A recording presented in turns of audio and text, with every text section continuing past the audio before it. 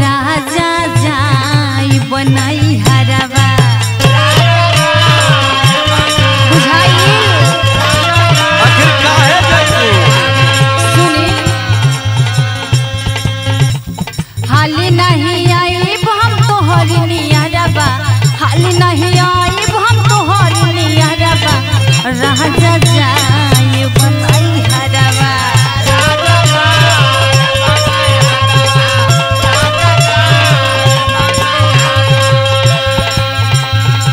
लागता कि कोनो दूसर तोहार मती मार देले बा। देखी खाली केहू नहीं हमर पति नहीं के मरले समझी ना खाली नहीं हर का नशा तोहार चढ़ल रहता। अच्छा मनबू ना ना ना एकदम ना ना जी सुन ल ना मनबू तो जब जाते बाड़ू कहीं तो हमार सुन ल का हालत बा। बताई बताई लिहले जालू हो परना अच्छा ई बात बा। और का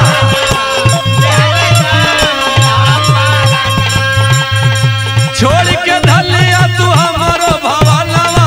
छोड़ के धलिया तू हमारो भवानवा लिहले जालू हो परना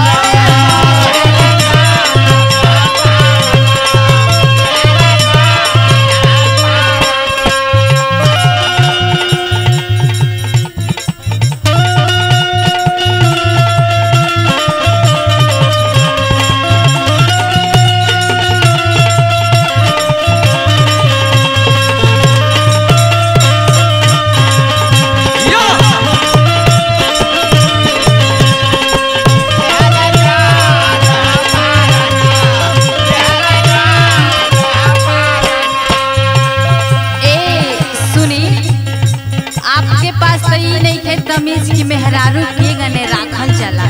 अच्छा तनिको ई सहूर नहीं थे आय अलगे हमारा के दोष देते कहाँ कमी हो गई कि तू ई बात बोले लगलू घूम घूम के सुनी हम बतावत नहीं का कमी बा बोला कदर प्यार क तू नहीं कोइला ई बात बा एहू में कमी हो गई आपन रही आपन भइला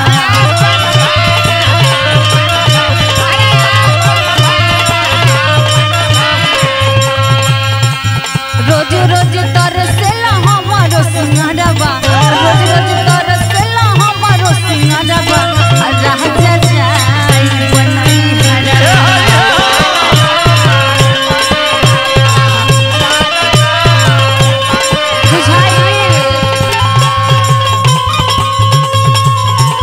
या बुढ़ाओ दिया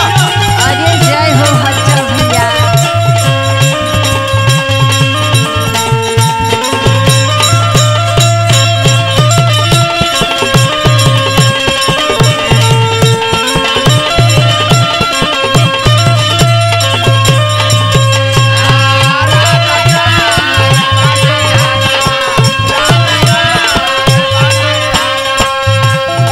देखा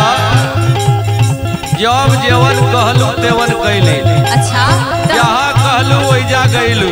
सुनी जाने भर में कौनो कभी ना छोड़ली लेकिन जेवन तू आरोप लगावत आड़ू ठीक नहीं के सुना हमार बात कहीं तो जान से ज्यादा तो के चाहली झूठ है सच्चाई है ना हो गया माना पूछा दिल से कब का कहली अच्छा और का तोहरा बिना न केहू भावेला मनवा तोहरा बिना न केहू भावेला मनवा लिहले जा अल्लू पारना लिहले जा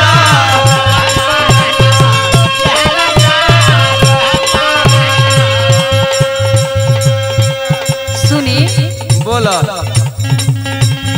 रउआ इतना बतियावत नहीं और का झूठ थोड़े बोलत रे हम रउआ के पागल लोकत नहीं का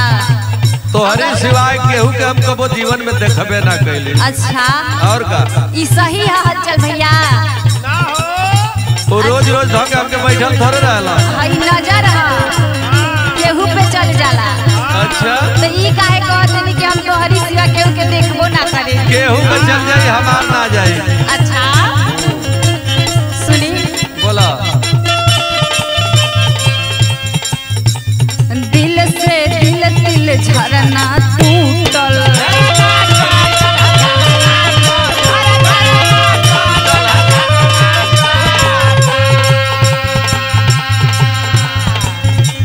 किस्मत कांत करम फूटल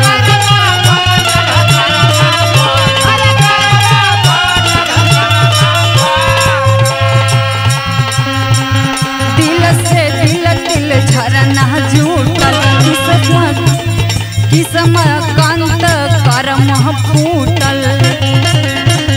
टूटल सोनालिक कांच हियरबा टूटल सोनालिक कांच हियरबा राजा हो जब नहीं हरबा